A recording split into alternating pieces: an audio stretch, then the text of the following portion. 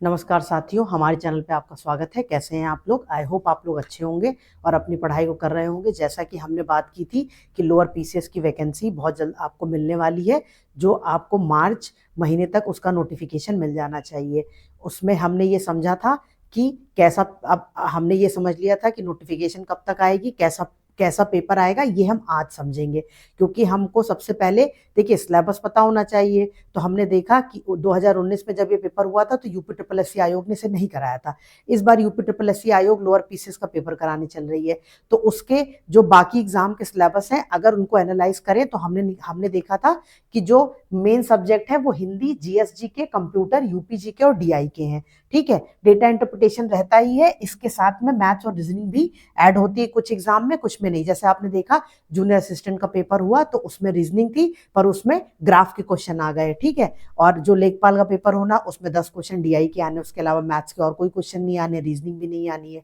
तो ये चीज थोड़ी सी डाउटफुल है, पर डेटा इंटरप्रिटेशन के क्वेश्चन श्योर आएंगे, यूपी स्पेशल के क्वेश्चन श्योर आएंगे और कंप्यूटर के क्वेश्चन भी श्योर आएंगे, ये पक्का है। तो आप इस हिसाब से अपनी तैयारी को शुरू करें, क्योंकि आप यूपी ट्रिपल एससी आयोग के जो भी एग्जाम दे रहे हैं उसमें ये 3 जो सब्जेक्ट है वो कॉमन है, वो हर एग्जाम में पूछे जाते हैं, और जीएस भी। तो ये आप तैयार करते चलें। जब ऑफिशियल नोटिफिकेशन आ जाएगी तो आपको सिलेबस भी क्लियर हो जाएगा। तब तक आप अपनी पढ़ाई को बाधित ना करें, क्योंकि जब भी ऑफिशियल नोटिफिकेशन आएगी उसके 2 से 3 महीने के अंदर आपका एग्जाम भी हो जाएगा। तो उतना टाइम नहीं मिल पाएगा आपको तैयारी करने के लिए। और ये उत्तर प्रदेश आयोग की तरफ से दी जाने वाली एक अच्छी वैकेंसी है, तो आप इसको पढ़ें। तो हम बात करेंगे आज 2019 का जो पेपर हुआ था लोअर पीसीएस का, उसमें कैसे क्वेश्चन आए थे। तो उसमें जब हमने उस पेपर को एनालाइज करा तो उसमें हमने देखा कि डेटा इंटरप्रिटेशन के 3 क्वेश्चन आए थे, कंप्यूटर के क्वेश्चन आए थे। तो आज हम वो क्वेश्चंस देखेंगे और ये समझने की कोशिश करेंगे कि आपका लोअर पीसीएस का पेपर कैसा आएगा। देखिए, सबसे पहले ये ग्राफ का क्वेश्चन था जिसमें द हिंदू समाचार पत्र 2012 से 17 तक है। उसमें ये डेटा दिया हुआ है कि 2012 में कितनी बिक्री हुई, फिर उसके बाद प्रसार में कितनी वृद्धि होती गई। फिर हम पहले क्वेश्चन को देखते हैं। पहला क्वेश्चन कह रहा है कि किस वर्ष में द हिंदू समाचार पत्र के प्रसार में कमी आनी शुरू हुई। तो ये आपको बताना है। देखिए, सबसे इंपॉर्टेंट ये चीज है कि सिलेबस को समझ लिया, उसके बाद पेपर को समझना बहुत जरूरी है कि क्या क्वेश्चन आएगा। तो ये चीज आप ध्यान से देखें। देखिए, अब इसमें कह रहा है कि किस वर्ष में कमी हुई, तो यहाँ वृद्धि हो रही है, यहाँ भी वृद्धि हो रही है। ये एक वर्ष है जिसमें कमी हुई, तो इसका आंसर 2016 हो जाएगा। ठीक है, फिर अगला क्वेश्चन क्या कह रहा है? अगला क्वेश्चन कह रहा है कितने वर्षों में द हिंदू समाचार पत्र का प्रसार सभी वर्षों में द हिंदू पत्र के औसत से कम है। तो औसत पहले निकालना पड़ेगा, औसत के बाद हम देखेंगे कि ऐसे कौन से वर्ष है जिसमें ये वैल्यू कम है। देखिए, यहाँ पर 3030 सब में है, तो आप 1000 को बाहर कर लीजिए। फिर बाकी जो वैल्यू है 458 642 868 964 प्लस 687 प्लस 948, अगर आप इन सारी वैल्यूज को जोड़ेंगे तो ये हमारा कुल हो जाएगा। तो इसको हमने जोड़ा, ये आ जाएगा लगभग 4567, ये वैल्यू आ जाएगी। अब इसको आपको 1000 से मल्टीप्लाई करना पड़ेगा, क्योंकि हमने 1000 कॉमन ले लिया था। ठीक है, तो ये आ जाएगा 45,67,000। ठीक है, अब ये वैल्यू कुल आ गई। हमें बताना क्या था? हमें निकालना था औसत। तो औसत हम कैसे निकालते हैं? पदों की संख्या बटे कुल पदों का योग बटे पदों की संख्या। तो टोटल न्यूज़पेपर का योग हो गया। अब इसको हम 45,67,000 को हम 6 से भाग करेंगे, तो ये वैल्यू लगभग अगर आप देखेंगे तो ये आपकी जो वैल्यू है ये लगभग आ जाएगी 7,61,166।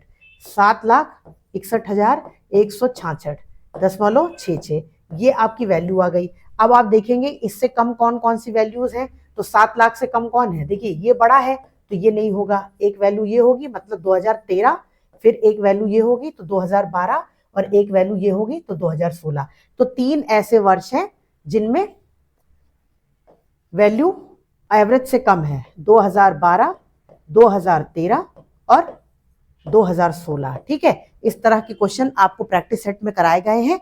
तो आप देख सकते हैं कि हमारी जो प्रैक्टिस सेट है वो वैसी ही है जैसा कि आपके एग्जाम में पेपर मिलेगा। तो आप उन्हें तैयार करें, और बाकी जो भी टेस्ट पेपर्स या क्लासेस हमारी चल रही हैं उसके लिए आप हमें कांटेक्ट कर सकते हैं नीचे दिए हुए नंबर पे। वो कोर्सेज आपको डिटेल में पता चल जाएंगे।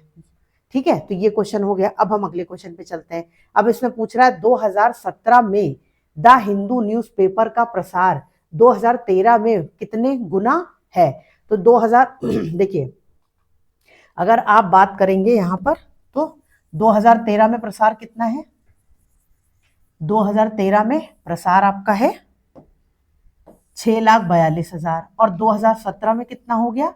9,48,000। तो 2013 से 2017 में कितने गुना वृद्धि हो गई? तो जब वृद्धि निकालनी है तो हमें क्या करना पड़ेगा? हमें इसमें वृद्धि निकालने के लिए देखिए, है ना, तो आप अगर इसको देखेंगे तो इसमें आप देख सकते हैं, देखिए अगर आप वृद्धि देखेंगे तो ये 2017 था 9,48,000, 2013 6,42,000।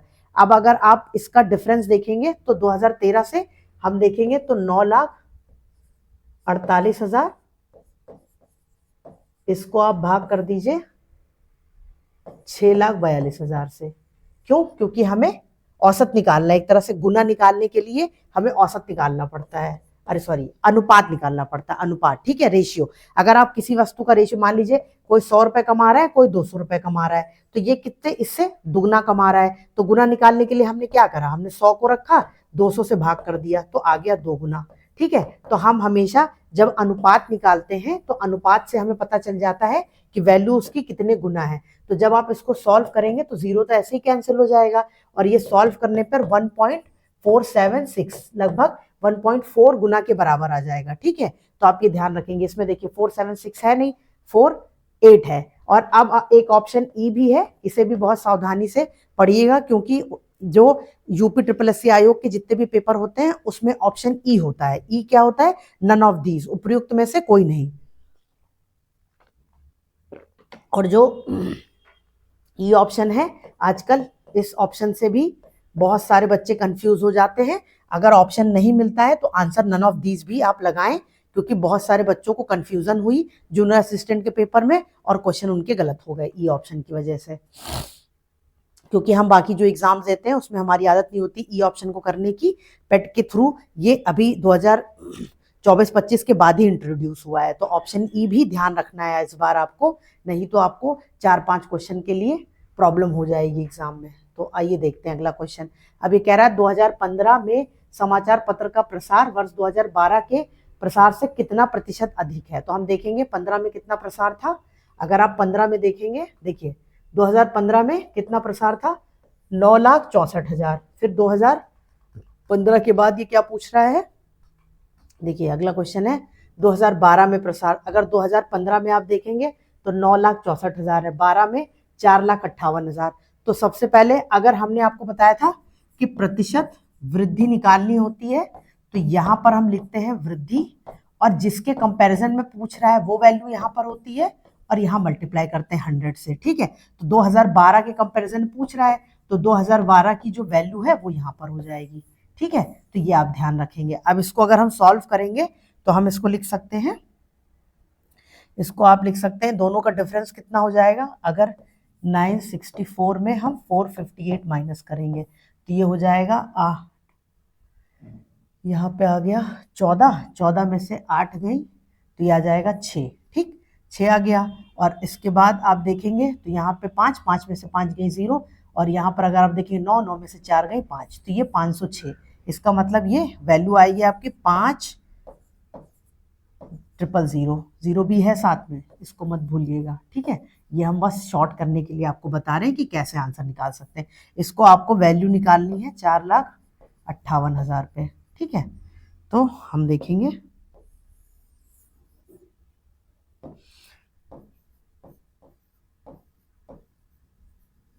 5,06,000 को 4,58,000 से भाग करिए और 100 से गुणा करिए, ठीक है। ये 0 0 कैंसिल हो गए। फिर आप इसको कट करेंगे तो आपको इसकी वैल्यू मिलेगी 110.48। देखिए अगर आप देखेंगे तो 458 ये लिखा है और 458 से ये 506 बढ़ गया, तो इसका मतलब 100% तो बढ़ ही गया। अगर किसी की वैल्यू 50 है और उसका 100% बढ़ गया तो 50 तो वो बढ़ ही गया, तो 458 तो बढ़ ही गया और 10% और बढ़ रहा है, ठीक है। तो ये चीज यहाँ से अंदाजा लग जाएगी। अगर आप ऑप्शन पे जाएंगे तो आपको यहाँ दिख जाएगा, ठीक। तो ये आंसर हो जाएगा 110.48%। ठीक, अब अगला क्वेश्चन देखते हैं। सभी वर्षों में समाचार पत्र का हजारों में कुल प्रसार और 2013 से 2016 तक समाचार पत्रों का हजारों में कुल प्रसार के बीच कितना अंतर है। अब सभी वर्षों का कुल हमने निकाला था, वो आ गया था हमारा 45,67,000, 45,67,000 ये हमारा कुल आया था। फिर ये बोल रहा है कि आप 2013 से 16 का निकालिए, तो 2013 से 16 की वैल्यू आप देखेंगे तो 2013 से 16 की वैल्यू कितनी आ जाएगी, 2013 से 16 की वैल्यू, ठीक है, कुल में से आप 4,58,000 घटा दीजिए, ठीक है।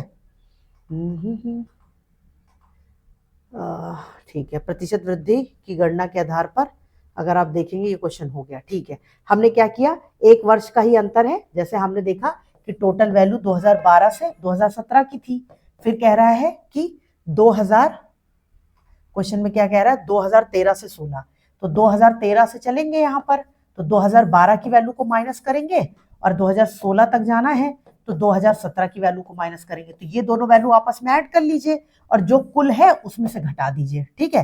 तो ये दोनों हमने ऐड करके घटा दिया, तो ये आ गया हमारा वैल्यू, ठीक है, ये आपकी आ गई वैल्यू, ये हो गई 14,06,000 ये आ गई। अब अगर आप आंसर देखेंगे तो ये आंसर हो जाएगा 14,06,000।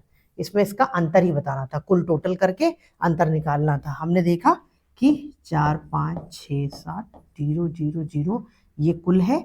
इसमें से आप अगर वैल्यू हटाना चाहें तो देखिए 2012 और 2017 दो वैल्यू आप घटा दीजिए,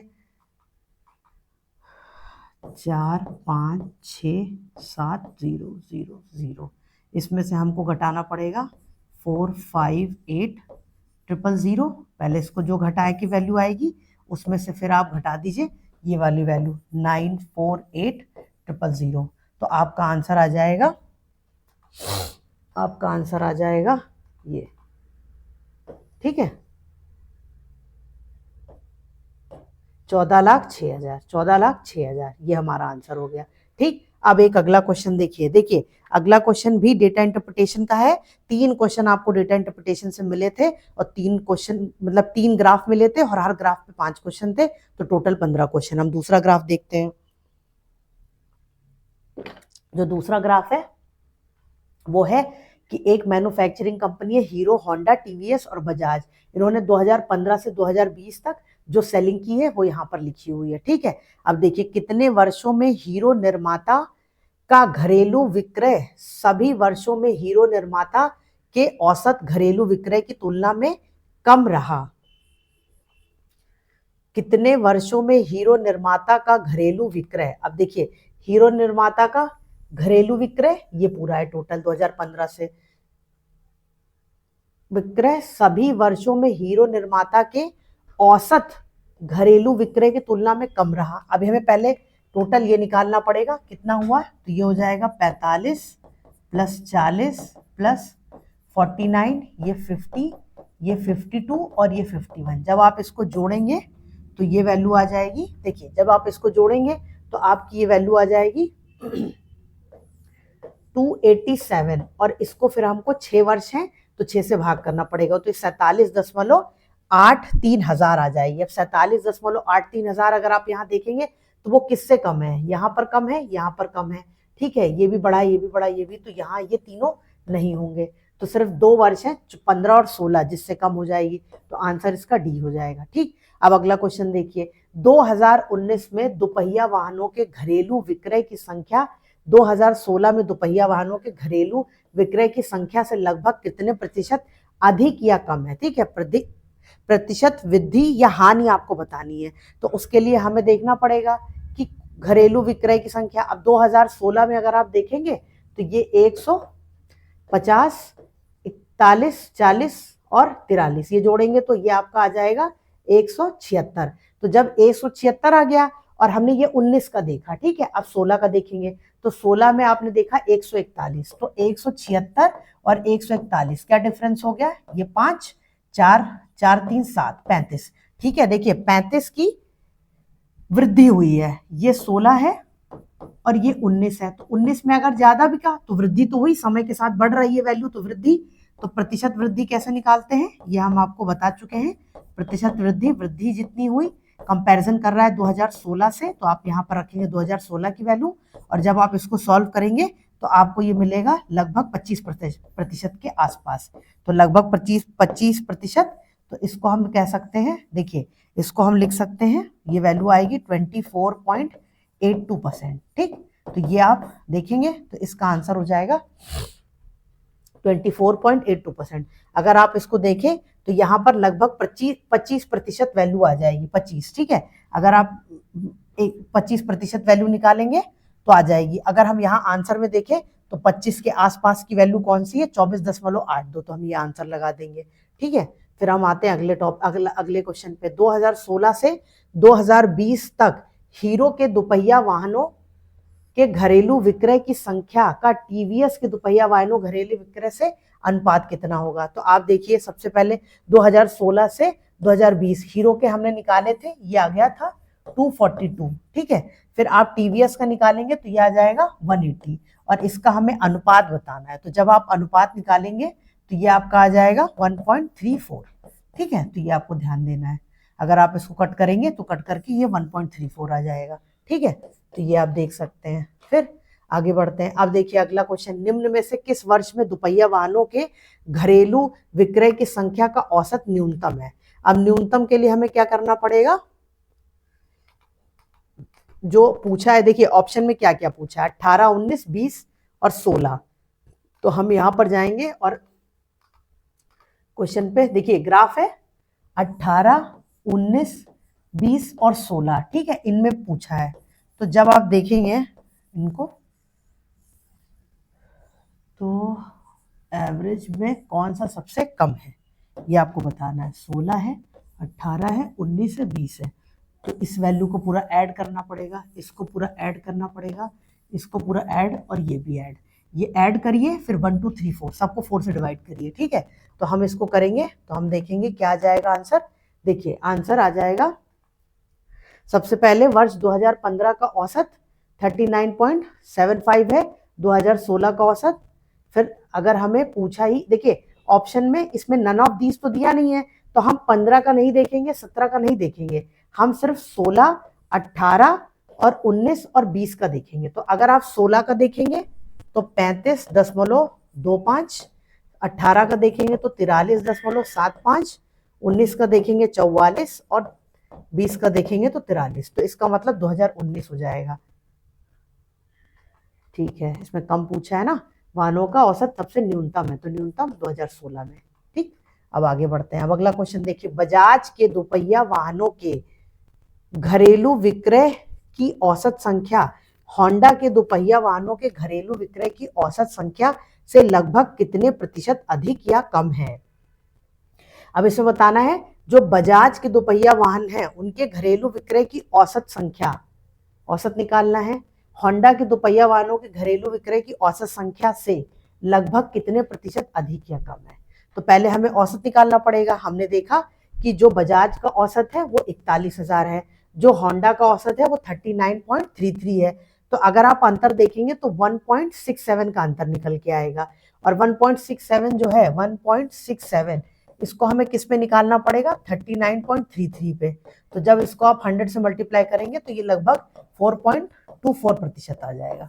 ठीक है, तो ये आपको ध्यान देना है। तो इसमें आंसर में 23 दिया हुआ है, अब 24 दिया नहीं है, तो यही आंसर हो जाएगा। ठीक, फिर आगे बढ़ते हैं। अब अगला क्वेश्चन, एक क्वेश्चन है ये सेल्स ऑफ सेलुलर फोन। देखिए ये 3 क्वेश्चन डेटा इंटरप्रिटेशन से आए थे लोअर पीसीएस के एग्जाम में।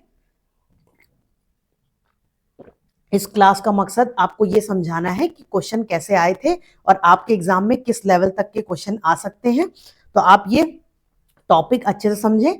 आज सिलेबस का इलेबोरेशन भी हुआ है कि कैसा सिलेबस होगा, तो कैसे कैसे क्वेश्चन आएंगे। देखिए डेटा इंटरप्रिटेशन का क्वेश्चन जब पहले मैथ्स टॉपिक हुआ करता था उसमें भी आया है, तो ये चीज आपको ध्यान देनी है। अब अगला क्वेश्चन भी डेटा इंटरप्रिटेशन का है। तो ये क्वेश्चन है कि सेलुलर फोन की सेलिंग हुई है, उसमें 1997 से 2002 का डेटा दिया हुआ है। ठीक है, अब इसमें पूछा है कि आप बताइए कि 2000 से 2001 में विक्रय में प्रतिशत कितनी कमी आई। तो अगर आप 2000 में देखेंगे तो 25,000 यूनिट की सेलिंग हुई, 2001 में 18,000 की, तो गिरावट हो गई। ठीक है, जब गिरावट होगी तो कितने की गिरावट हुई, अगर 25,000 से आप 18,000 माइनस करेंगे तो आपको 7,000 मिल जाएगा। ठीक है, अब हमें प्रतिशत कमी निकालनी है, तो हम प्रतिशत कमी कैसे निकालते हैं, यहां पर लिखते हैं कमी और कंपेयर करते हैं। तो हम कंपेयर करेंगे इसको 2000 के डेटा से, तो 2000 का डेटा कितना है 25,000,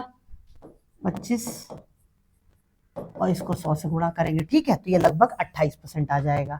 ठीक है, तो आप ये ध्यान रखेंगे, इस तरह से आपको वैल्यू निकालनी है। फिर अगला क्वेश्चन देखिए, अब इसमें लिखा है सभी वर्षों में सेलुलर फोन के औसत विक्रय से 2000 में सेलुलर फोन के विक्रय का अनुपात कितना है। तो सभी 6 वर्षों में कुल विक्रय कितना हुआ, हमने 1000 हटा दिए, ये टोटल आ गया 2000, 1000। ठीक है, 201 वैल्यू है। अब 201 जो है उसको हम औसत निकालेंगे, तो हमको पता है औसत कैसे निकालते हैं, सभी पद का योग करते हैं, उसको जो पदों की संख्या उससे डिवाइड करते हैं। तो 6 वर्षों का डेटा है तो फिर 6 से भाग करना पड़ेगा, तो ये आ जाएगा 2001, ये आ जाएगा 33,500। ठीक है, तो जब 33,500 आप देखेंगे और 2000 में कितनी बिक्री हुई थी 25,000 की, तो जब हम इसका अनुपात निकालेंगे, ठीक है, अनुपात हमारा जो अनुपात आएगा वो आएगा 33,500, इसको हम 33,500 को हम 25,000 से डिवाइड करेंगे। ठीक है, ये वैल्यू आ जाएगी 67:50, ये आपका आंसर हो गया। ठीक है, ये आप ध्यान रखेंगे।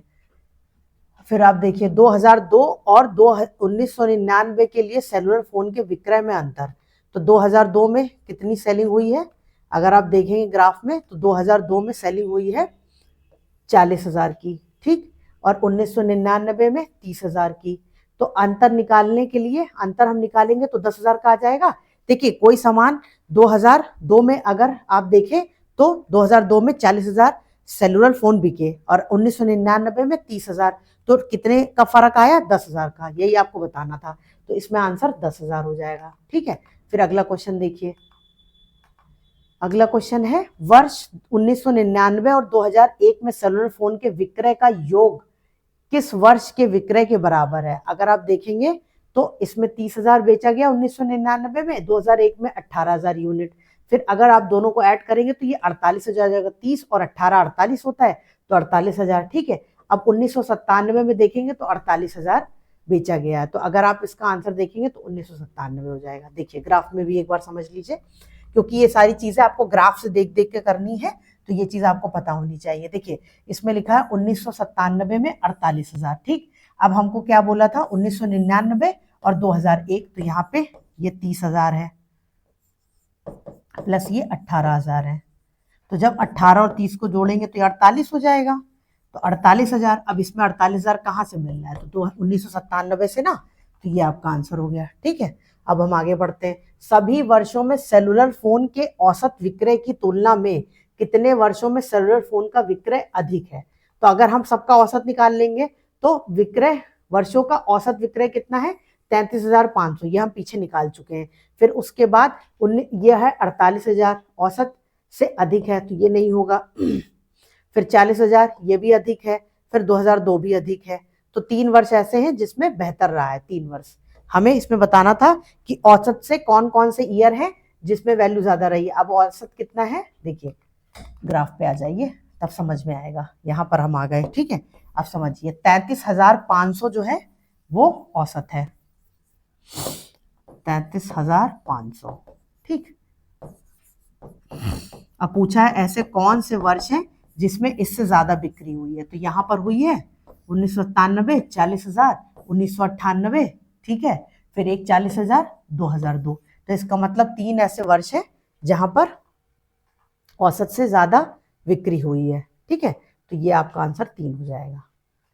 और देखिए जो 3 ग्राफ के क्वेश्चन आए हैं तीनों में सिमिलर टाइप के ही क्वेश्चन पूछे गए हैं कि औसत से ज्यादा बिक्री कितने वर्षों में हुई, प्रतिशत वृद्धि बताइए। अब तीनों ग्राफ आपने पढ़े। देखिए क्वेश्चन पढ़ने के साथ साथ कोई भी प्रीवियस ईयर के पेपर देखने के लिए सबसे इंपॉर्टेंट चीज क्या है आप बताइए। देखिए सबसे इंपॉर्टेंट चीज है कि पेपर को एनालाइज करना कि किस तरह के क्वेश्चन आते हैं, किस टॉपिक से कितने क्वेश्चन आते हैं, कौन से ऐसे टॉपिक हैं जो बार बार रिपीट होते हैं। अब हमने 3 ग्राफ के क्वेश्चन करे और तीनों ग्राफ के क्वेश्चन में आपने ये देखा कि औसत पूछ रहा है, प्रतिशत पूछ रहा है, अनुपात पूछ रहा है। तो ये 3 मेन टॉपिक आपके बाहर निकल के आए कि हमें औसत, अनुपात और प्रतिशत, ये तीनों कॉन्सेप्ट अच्छे से आने चाहिए।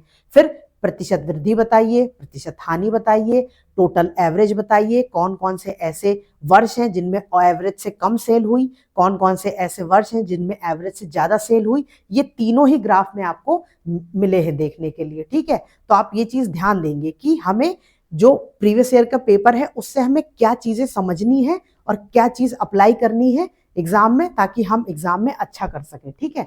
अब हम कंप्यूटर के क्वेश्चन देखेंगे। देखिए, निम्नलिखित में से कौन सा लॉजिक बॉम्ब के लिए सही है, और ये क्वेश्चन प्रीवियस ईयर में भी आया है और ये क्वेश्चन हमने आपको प्रैक्टिस भी कराई है। तो देखिए, इसमें आप आंसर देखेंगे तो यह घुसपैठिया द्वारा मालवेयर में अंतविष्ट कोड है, ठीक है। लॉजिकल बॉम्ब एक प्रकार का दोषपूर्ण सॉफ्टवेयर है। यह जानबूझकर किसी सॉफ्टवेयर सिस्टम में डाला गया गुप्त कोड होता है। इसे एक विशिष्ट ट्रिगर जैसे समय या घटना के सक्रिय होने के लिए बनाया जाता है कि जैसे वो घटना होगी ये मालवेयर एक्टिव हो जाएगा, ठीक है। तो ये ध्यान रखिएगा। फिर who is consider the father of modern computer. देखिए, यहाँ पर ऑप्शन जो है वो चार्ल्स बेबेज हो जाएगा, पर अगर आप देखें तो हम पढ़ते हैं फादर ऑफ कंप्यूटर, उनका नाम हम पढ़ते हैं वो है आपके चार्ल्स बेबेज, पर फादर ऑफ मॉडर्न कंप्यूटर में एलन ट्यूरिंग इनका भी नाम आता है। तो आप ये ध्यान रखेंगे, ठीक है। तो ये चीज आपको ध्यान देनी है। अब यहाँ ऑप्शन में ये सब तो बिल्कुल ही गलत है, तो आंसर आपको लगाना पड़ेगा सी। पर father of computer Charles Babbage और father of modern computer Alan Turing, ये क्वेश्चन भी आता है, ठीक। तो ये आप ध्यान रखिएगा, ठीक है। फिर अगला क्वेश्चन देखिए, निम्नलिखित में से कौन सा ब्लॉक डिवाइस नहीं है। देखिए, जो इनमें से कौन सा ब्लॉक डिवाइस नहीं है, अगर आप देखेंगे तो इसका आंसर रैम हो जाएगा। ब्लॉक डिवाइस डेटा को निश्चित आकार में ब्लॉक में ट्रांसफर करके रखते हैं, जिसमें हार्ड डिस्क, सीडी रोम, ठीक है, ये सब आते हैं। रैम क्या है? एक बाइट एड्रेसेबल डिवाइस है, ना कि ब्लॉक है आधारित, ठीक है। आपको ये ध्यान रखना है। इस तरह के देखिए, रैम से क्वेश्चन, रोम से क्वेश्चन, कंप्यूटर से क्वेश्चन, सीपीयू, ये सारे क्वेश्चन आपको एग्जाम में देखने के मिले। और रैम कैसी होती है मेमोरी? ये अस्थायी भंडारण, ठीक है। तो आपको ध्यान रखना है। अब जो ब्लॉक ओरिएंटेड एक्सेस होता है वो द्वितीय भंडारण होता है। तो जो द्वितीय भंडारण होता है वो स्थायी होता है और जो प्राथमिक भंडारण होता है वो अस्थायी होता है। तो रैम जो है वो प्राथमिक भंडारण में आता है। फिर आप देखिए, अब एसएसडी का फुल फॉर्म, ये चीज हमने आपको बताई। कंप्यूटर की बहुत सारी क्लासेस, हमारी कंप्यूटर की भी क्लासेस चल रही हैं जिसमें वो सारे टॉपिक कवर किए जा रहे हैं जो आपके एग्जाम के लिए महत्वपूर्ण है। तो आप उन्हें देखें और अपने क्या कहते हैं सुझाव हमारे कमेंट सेक्शन में मेंशन करें, ठीक है। देखिए, उसमें हमने आपको हमेशा बताया है कि कोई भी कंप्यूटर के टर्म्स होते हैं उनके फुल फॉर्म आपसे एग्जाम में जरूर पूछे जाते हैं। तो अब यहाँ पे देखिए, एसएसडी का फुल फॉर्म भी पूछ लिया, तो आपको बताना है एसएसडी का फुल फॉर्म क्या होता है? सॉलिड स्टेट ड्राइव, ठीक है। नई पीढ़ी का डेटा स्टोरेज डिवाइस है जिसका उपयोग कंप्यूटर में होता है। इसमें हार्ड डिस्क की तरह घूमने वाली मैकेनिकल पार्ट्स नहीं होते, यही इसकी इंपॉर्टेंस है। एसएसडी ज्यादा तेज काम करती है, फ्लैश आधारित मेमोरी होती है और ये एचडीडी की तुलना में बिजली की कम खपत करती है, इसीलिए अब हम एचडीडी की जगह एसडीडी का ज्यादा उपयोग करते हैं। Solid state drive full form पूछ लिया, ठीक है। अब अगला देखिए, इंटरनेट में प्रोसेस टू प्रोसेस संचार के लिए निम्नलिखित में से कौन से प्रोटोकॉल का प्रयोग किया जाता है? तो आप देखेंगे, ट्रांसपोर्ट लेयर प्रोटोकॉल जो होते हैं वो प्रोसेस टू प्रोसेस संचार के लिए होते हैं। अब देखिए, इसमें लिखा हुआ ट्रांसफर लेयर दो कंप्यूटर के बीच एंड टू एंड संचार सुनिश्चित करते हैं। टीसीपी और यूडीपी इस परत के दो प्रमुख प्रोटोकॉल हैं। या लेयर एप्लीकेशन के विभिन्न प्रोसेस को पोर्ट नंबर के जरिए पहचानती है। प्रोसेस टू प्रोसेस डिलीवरी इसी लेयर में मुख्य जिम्मेदारी है। तो ये चीज आपको ध्यान रखनी है, ठीक है। इस तरह के क्वेश्चन आपके एग्जाम में आते हैं। इन सारे क्वेश्चन को, इन सारे टॉपिक को कंप्यूटर की क्लास में आपको डिटेल में पढ़ाया जाएगा और उससे जो भी इंपॉर्टेंट क्वेश्चन है उनकी प्रैक्टिस भी कराई जाएगी। तो आप हमारे क्लासेस को देखें, ठीक है। अब आगे देखते हैं, निम्न में से क्या वायरलेस संचार की गुणवत्ता को प्रभावित नहीं करता? अब देखिए, सिग्नल करेगा, ये नहीं होगा आंसर। मल्टीपल फेडिंग, बहुपद फेडिंग, ये भी करेगा। एब्जॉर्प्शन, ये भी करेगा। सिर्फ इसमें जो ये संयोजन है ये नहीं करेगा, ठीक है। संकेत क्षीणन का अर्थ है दूरी के साथ सिग्नल की शक्ति का कम होना। मल्टी पाथ फेडिंग सिग्नल के विभिन्न रास्तों से टकराकर आने से होता है। ठीक है, तो ये चीज आपको ध्यान रखनी है। वातावरण और बाधाओं द्वारा सिग्नल का अवरोधन। अब जैसे क्या होता है, जब आप देखेंगे बहुत बारिश होती है, बहुत मौसम खराब होता है, तो सिग्नल में प्रॉब्लम आने लगती है। तो ये सारी चीजें, ठीक है। अब इसके बाद जो संयोजन होता है, कनेक्शन, एक तार्किक अवस्था है जो भौतिक प्रभाव नहीं डालती है। तो ये आपको ध्यान रखना। निम्न में से कौन सी निम्न पावर लोकल एरिया वायरलेस संचार तकनीकी है? अगर आप देखेंगे तो वो हो जाएगी ब्लूटूथ। ये लोकल एरिया, जैसे आसपास ब्लूटूथ कम दूरी के लिए डिवाइस यूज की जाती है या बहुत कम बिजली, लो पावर की खपत करती है। इसका उपयोग मुख्य रूप से पर्सनल एरिया नेटवर्क के लिए किया जाता है। ठीक, अब वाई मैक्स और सेलुलर नेटवर्क लंबी दूरी के लिए होते हैं, और ईथरनेट एक वायर्ड तार वाली नेटवर्किंग है। जैसे ईथरनेट यूज करते हैं हमने फाइबर, आजकल आप ऑप्टिकल फाइबर देखते होंगे जो इंटरनेट कनेक्शन में यूज होते हैं, वाईफाई लगते हैं, तो वैसे ही ईथरनेट भी होता है। ठीक है, तो ये सारी चीजें आज हम सिर्फ यहाँ पर पेपर को समझने की कोशिश कर रहे हैं। तो हम देखते हैं, अब देखिए इसमें कैथोड रे ट्यूब, इसका भी फुल फॉर्म पूछ लिया तो आपको पता होना चाहिए। कैथोड रे ट्रांसमिशन होता है, सॉरी, इसका आंसर है कैथोड रे ट्यूब। हाँ ठीक है, ये आप ध्यान रखिएगा, कैथोड रे ट्यूब। ठीक है, अब इसमें आप देखेंगे ये वैक्यूम ट्यूब होती है जिसमें इलेक्ट्रॉन गन का प्रयोग होता है। ठीक है, अब ये टेक्निकी यूज नहीं होती है। धीरे धीरे हम कैथोड रे से एलसीडी पे आए, अब हम एलईडी स्क्रीन पे आ चुके हैं। तो अब ये सारे जो आउटडेटेड टेक्नोलॉजीज हो गई। ठीक है, तो आप लेकिन इनका फुल फॉर्म, इनके बारे में थोड़ी बेसिक नॉलेज जान के रखिएगा, एग्जाम में क्वेश्चन बन सकते हैं। आप BIOS की भूमिका का वर्णन करिए। तो जो BIOS होता है वो यह एक प्रोग्राम है जो रोम पर निष्पादित होता है जब कंप्यूटर चालू होता है। ठीक है, BIOS पूर्ण नाम बेसिक इनपुट आउटपुट सिस्टम है। ठीक है, इसको आप ध्यान रखिएगा, BIOS से बहुत क्वेश्चन आते हैं, बेसिक इनपुट आउटपुट सिस्टम। यह मदरबोर्ड पर स्थित एक फर्मवेयर प्रोग्राम है। जब कंप्यूटर ऑन होता है तो BIOS ही हार्डवेयर की जांच करता है या ऑपरेटिंग सिस्टम को सेकेंडरी स्टोरेज से रैम में लोड करने की प्रक्रिया को शुरू करता है। यह कंप्यूटर की बूटिंग प्रोसेस को सबसे महत्वपूर्ण, देखिए जो कंप्यूटर बूटिंग होती है ना, वो BIOS की वजह से ही होती है। ठीक है, तो ये आपको ध्यान रखना है, ये एक टाइप का फर्मवेयर है। तो ये सारे क्वेश्चन थे जो कि हमने 2019 के पेपर से उठाए थे, डेटा इंटरप्रिटेशन के कंप्यूटर के। तो आप इन क्लासेस को देखें और ये समझें कि कैसे क्वेश्चन आपको लोअर पीसीएस के एग्जाम में मिलेंगे। तो इसके बाद हम मिलेंगे अगली क्लास में, तब तक के लिए आप लोग पढ़ते रहिए और अपनी तैयारी को करते रहिए। Thank you.